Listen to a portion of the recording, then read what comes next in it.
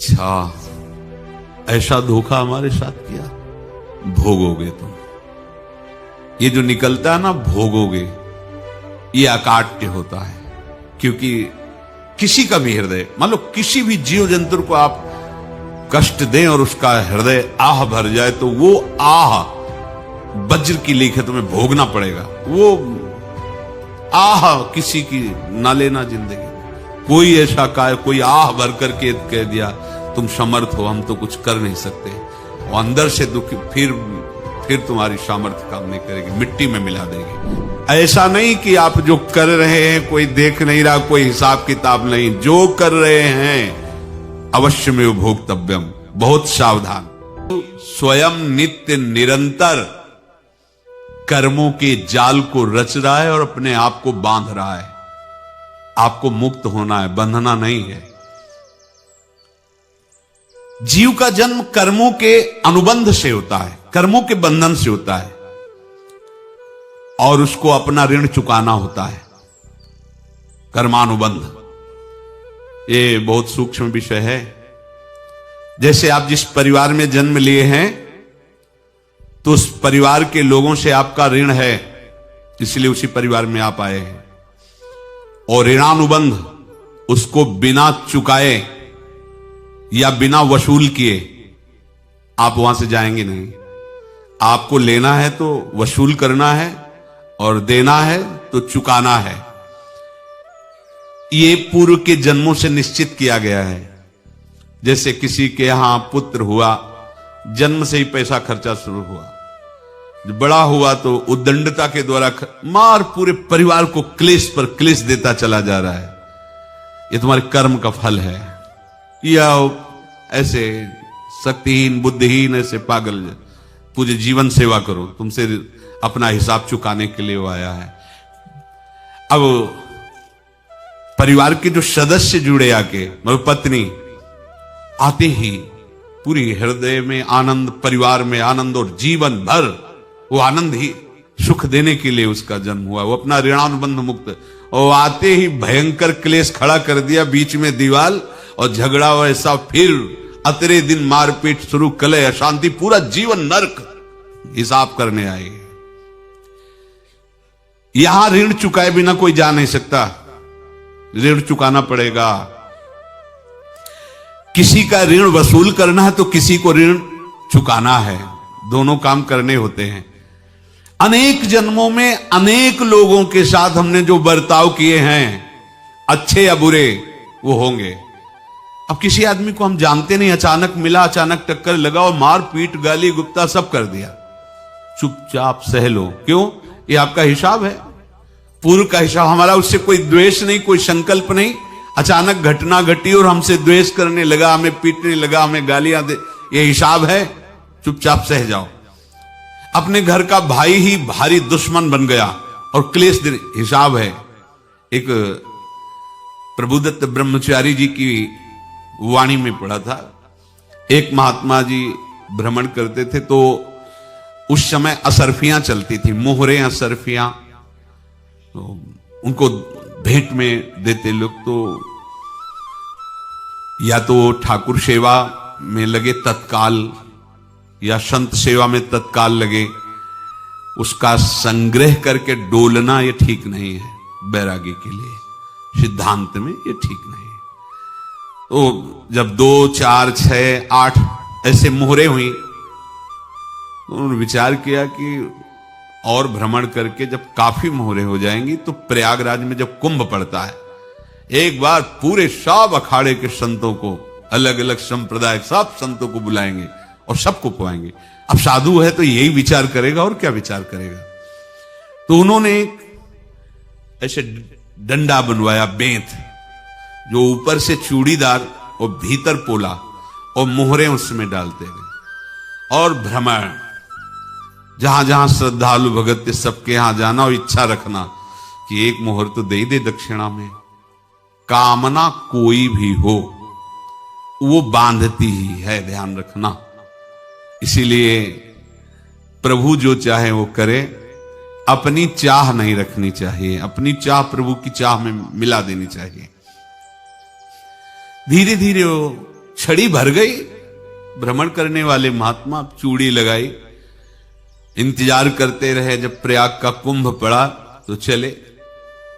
तो रास्ते में एक गांव में पूछा जाता है, जैसे कहीं रुको कि कोई श्रद्धालु ऐसा है जो संत सेवी है। तो कुछ लोगों ने बताया, हाँ एक परिवार है बहुत संत सेवी है और आपको मिलाते हैं उनसे। आइए महाराज, घर में रुका। खूब अच्छा हलवा पूड़ी पवाया और जो घर के मालिक थे चरण दबाए। चरण दबाते दबाते उनकी दृष्टि पड़ी उस डंडे पे।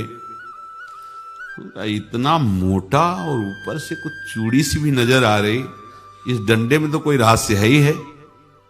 अब महात्मा जी को खवा पिला के सुला दिया। महात्मा जी जब सो गए तो पत्नी से धीरे से कहा, वो डंडा लाओ बाबा जी का। डंडा, वो चूड़ीदार जो ही खोला पलटाया तो सैकड़ों मोहरे। ऐसे संत रोज पधारे भगवान, तुम आनंद हो जाए फिर क्या। पत्नी से कहा, नाप के कंकड़ लाओ। वो तो महात्मा जी तो खाए खीर पूड़ी, आराम से सो रहे। रात में पूरी प्लानिंग करके उसमें कंकड़ भर के चूड़ी लगाकर सिराने रख दिया, सारी मोहरें हटा ली। महात्मा जी आराम से छड़ी उठाए तो वजन पक्का। वैसे बड़े लोग चतुर होते हैं, पर ये नहीं जानते कि कर्म कितना भयानक होता है। और उनकी कोई संतान नहीं थी, पर धन में इतना प्रेम उनको था। बहुत सावधान। साधु महात्माओं के पास जो अर्थ है, गृहस्थी अगर आता वहीं से है, पर अगर उसको जोर जबरदस्ती या किसी छल कपट से, तो वो उसका विनाश ही करता है। आज तक का प्रमाण है। अब उनको ये भाव पता नहीं होगा, या पता होगा तो लोभ के कारण वो उसको मान नहीं पाए होंगे। महात्मा जी गए प्रयाग में, किसी अखाड़े पर रुके और वहां प्रार्थना की कि कल जो है संपूर्ण अखाड़ों का निमंत्रण किया जाए और सब संतों को भोग पवाया जाए और उनको दक्षिणा भी दी जाए। महंत ने सोचा कि बहुत बड़ा है तो उत्सव है, क्योंकि प्रयाग में कितने हजारों संत महात्मा सब। उनका महाराज बोरों इसमें चीनी और टीनों घी लगेगा, सब व्यवस्था। बोले आप मंगाइए, एक एक हिसाब हम करेंगे, हमारे पास सब व्यवस्था है। बोले कुछ तो पहले दे दो, इकट्ठे देंगे हम। उनको था कि अगर हम छड़ी खोला और दो चार मोहरे दी, किसी को पता लग गया तो गड़बड़ हो सकती। बोले हम भंडारे के समय आखिरी में सब कुछ आपको दे देंगे। ठीक। वो अपने पास से पैसे लगाकर खूब जितना सामग्री सब लाए, लाखों की, और सब संतों को निमंत्रण कर दिया। संत जन निमंत्रित हो गए, भंडारा बन रहा है। तब वहां के महंत है और उनका देखो भंडारा भी बन रहा है, संतों को निमंत्रण। अब आप अर्थ की व्यवस्था कीजिए, क्योंकि इतनी बड़ी हमारी सामर्थ्य नहीं थी जितना हमने किसी तरह हमने व्यवस्था की। अब मुझे अर्थ चाहिए, तभी आगे की व्यवस्था बढ़ेगी। संतों को दक्षिणा देंगे और जिनसे अर्थ लिया उनको दे। देखो रसोई बन गई है सब। उनका छत में विश्वास नहीं तो ये अभी चूड़ी खोली। उनको तो था ना कि मोहरे हैं, कंकड़। तो जैसे कितना उनको सदमा लगा होगा। हजारों संतों का निमंत्रण, रसोई बन, मतलब संत हो के छल कपट। तो उनका महाराज आपने तो हमारा नाश कर दिया, जो महंत थे। अब बताओ रसोई बन गई, संत निमंत्रित हो गए और आप ये कंकड़ दिखा रहे हैं हमको। आपने तो हमें बर्बाद कर दिया। हमारी इतनी सामर्थ्य नहीं थी, आप पहले बता देते। संत होकर ऐसा छल कपट। अब वो बोले तो क्या बोले, क्योंकि उनको पता था कि मोहरे हैं इसमें। अंदर से उनका चिंतन गया उसी सेठ के पास। अच्छा, ऐसा धोखा हमारे साथ किया, भोगोगे तुम। ये जो निकलता है ना भोगोगे, ये अकाट्य होता है। क्योंकि किसी का भी हृदय, मान लो किसी भी जीव जंतु को आप कष्ट दें और उसका हृदय आह भर जाए, तो वो आह वज्र की लेख है, तुम्हें भोगना पड़ेगा। वो देखो भीष्म जी को भोगना पड़ रहा है ना। सांप को ऐसे धनुष की नोक से उठाया और बंबूल के कांटों के ऊपर फेंक दिया, कई दिन तक शेदा हुआ, वो आह भर करके मरा। तो आपको 6 महीने बाणों की सैया पर आह किसी की ना लेना जिंदगी में। कोई ऐसा कोई आह भर करके कह दिया तुम समर्थ हो, हम तो कुछ कर नहीं सकते। और अंदर से दुखी, फिर तुम्हारी सामर्थ्य काम नहीं करेगी, मिट्टी में मिला देगी। फिर ये तो संत थे और भगवत आराधना के लिए, संत आराधना के लिए ही ऐसा किए हुए थे। अब इनका कैसे मुंह दिखाएं? अब क्या करें? सुबह संत जन आएंगे, सबके बीच में हमारी कि देखो इन्होंने, अब क्या करें? गए और संगम में जाके छलांग लगाई, अपने प्राण त्याग दिए। अब उनके तो पास मोहरे थी और व्यापार बढ़ा और 9-10 महीने बाद ही लड़का हुआ। अब तो उनको कि संत फलीभूत हो गया। देखो व्यापार चल रहा, लड़का नहीं होता था, लड़का भी हो गया। बड़ा आनंद छा रहा है। जब से वो प्रकट हुए और धन की वृद्धि शुरू हो गई, पढ़ाई लिखाई में उनके खर्चा हुआ, सब बस बीमारी शुरू हो गई उनके शरीर में। अब उसमें पैसा जाना शुरू हुआ। इतने आसक्त तो वो दोनों हो गए कि कुछ भी हो, व्यापार ठप, संपत्ति बेचना शुरू। तो उन्होंने कहा कि बेटा मैं क्या कर सकता हूं तुम्हारे लिए? बोले हमारी अंतिम इच्छा है प्रयाग चलो और जितने प्रयाग में संत महात्मा सबको एक बार भंडारा करवाओ। हमारी इच्छा अंतिम है, क्योंकि अंतिम यही इच्छा थी। बोले अब ज्यादा संपत्ति तो नहीं रह गई। तो बोले घर बेच दो, मेरे लिए ही तो है, बेच दो। मुझे लगता मैं बचूंगा नहीं, पर मेरी अंतिम इच्छा पूर्ण कर दो। घर बेच दिया, जेवर बेच दी। वहां गए, जब संत सेवा की तो बोले मुझे संगम तक ले चलो। संगम तक ले गए और बोले समझे तुम चुराए थे और हमने उसको छीना है, कुछ नहीं रह गया तेरे पास कुछ, अब केवल ममता और आसक्ति में जलकर मर और नरक प्राप्त कर। मैं वही महात्मा हूं जिसकी तूने मोहरे ली थी, शरीर छोड़ दिया। महात्मा को जन्म लेना पड़ा और इनको दुर्गति भोगनी पड़ी। ऋणानुबंध होश में, ऐसा नहीं कि आप जो कर रहे हैं कोई देख नहीं रहा, कोई हिसाब किताब नहीं। जो कर रहे हैं अवश्य में भोक्तव्यम, बहुत सावधान। अनेक जन्मों में अनेक लोगों से जो कुछ लिया दिया है, इस लेने देने को मिटा देने के बाद ही तुम मुक्त हो गए। इसीलिए एक उपाय है, लेना न देना मगन रहना। क्या? मालिक को समर्पित हो जाओ, मालिक को अपना माना हुआ समर्पित कर दो, खत्म। अहम त्वाम स्वरूपापेभ्यो मोक्षयिष्यामि, सब खत्म। आगे पीछे लेना देना सब खत्म। एकादश स्कंद में भगवान श्री कृष्णचंद्र जी ने कहा, जो मेरे चरणों का आश्रय लेकर भक्त मेरा भक्ति करता है, उसके पितृ ऋण, मातृ ऋण, देव ऋण, ऋषि ऋण, सब ऋणों से मैं मुक्त कर देता हूं। बस यही एक उपाय है जो इसके बंद करने का उपाय भक्तों के लिए है। वो यही है, भगवान की शरण में होकर अपना माना हुआ पूरा भगवान के अर्पित कर दो। अर्पित करने का तात्पर्य उसमें अहम हटा दो। त्वदीयं वस्तु गोविंदम तुभ्यमेव समर्पये। जिनसे तुमने सेवा करवाई है उनकी सेवा करनी पड़ेगी। जिनसे तुमने जो कुछ लिया है उनको देना पड़ेगा। ये लेने देने का व्यापार जब तक समाप्त नहीं होगा तब तक तुम्हारा जन्म मरण चलता रहेगा। अब आपको यहां समझना है, यदि आपसे किसी ने पैसे लिए बेईमानी करके नहीं दे रहा है तो आप उसको गाली मत दीजिए। आपने बेईमानी की थी इसलिए आपकी बेईमानी हुई है, ले गया, कोई बात नहीं है, बंधन से मुक्त हुए। जो बोझा था चला गया, उसको ऐसा ना देखे कि ये बेईमान हमारे रुपए मार लिए, अब जो कुछ होगा देखेंगे। अगर आप आगे नया कुछ करते हैं तो फिर आगे का हिसाब आपको भोगना पड़ेगा, ध्यान रखना। ऐसा नहीं है कि आपको भोगना नहीं पड़ेगा।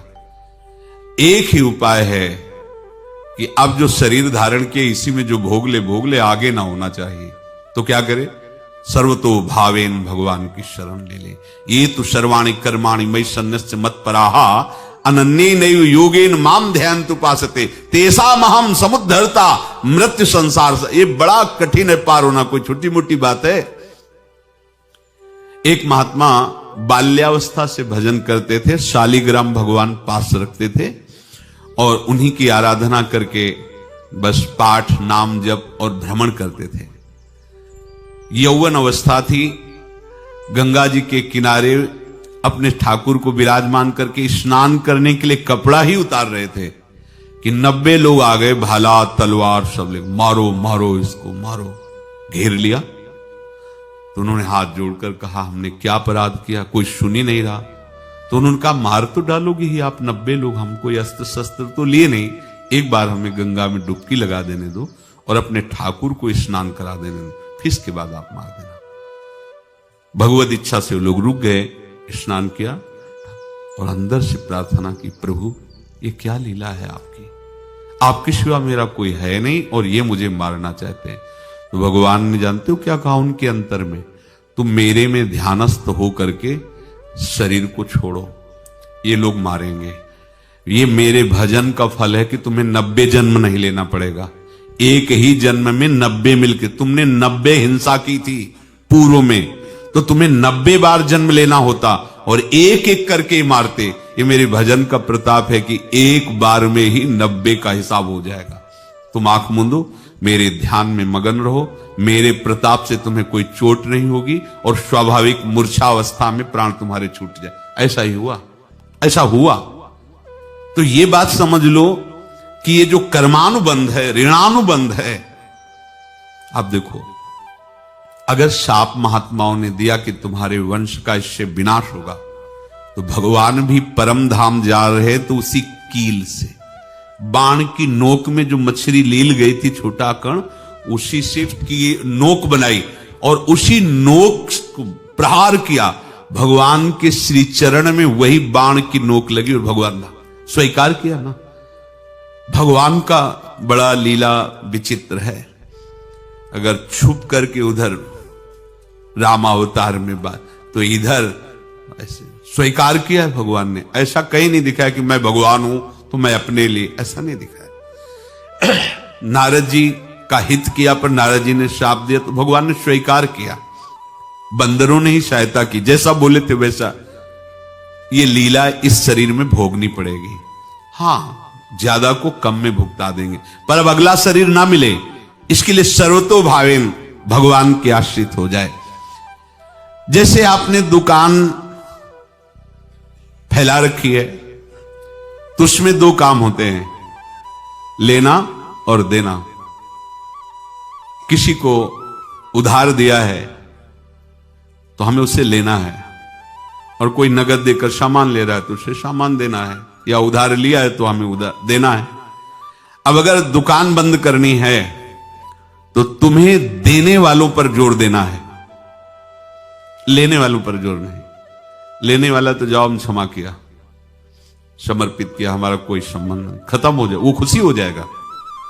लेकिन देने वाला तुम अगर दुकान भी उठा दोगे तो जहां भी रहोगे तुम्हारे पास वो आएगा, लाइए हमारा। तो देने पर नजर रखिए, जिसका जिसका हिसाब है वो आपके सामने आता जाए, हटाते जाओ। लेने पर नजर मत रखिए और दुकान फौरन उठा दीजिए, नहीं अगर लेते देते रहे तो चलता रहेगा। आगे चलकर कुछ लेना न देना, मगन रहना बस अपने प्रभु के चिंतन में। अब हम कैसे जाने कि किसको क्या देना है, हमें क्या पता? तो हम पूरा हिसाब जिनको पता है उनको दे देते हैं, समझ रहे हो? उनको पता है क्या लेना है क्या देना है, तो इनके पास पहुंच गया या सरकारी हिसाब से सब बराबर कर देंगे। हमको अपनी जिम्मेवारी इनकी चरणों में समर्पित कर देना है, तभी हम जीवन मुक्त होंगे। ये रहस्य की बात है। प्रभु कह रहे हैं, यस्य सर्वे समारंभाः काम संकल्प वर्जिताः ज्ञानाग्नि दग्ध कर्माणं तमाहु पंडितम बुधाः। जिसके संपूर्ण कर्मों के आरंभ संकल्प और कामना से रहित हैं, तथा जिसके संपूर्ण कर्म ज्ञान रूपी अग्नि से जल गए हैं, उसको ज्ञानी जन भी पंडित कहते हैं, बुद्धिमान कहते हैं। पूज्य श्री भाई जी महाराज कह रहे हैं, जैसे वहां ज्ञानाग्नि से दग्ध कह रहे हैं, तो अपने वृंदावन वासियों का प्रेमाग्नि से सब कर्म संस्कार दग्ध होते हैं। जिस समय आपके हृदय में भगवत प्रेम का प्रादुर्भाव होगा तो लेश मात्र कभी तुम्हें दुख नहीं भोगना पड़ेगा।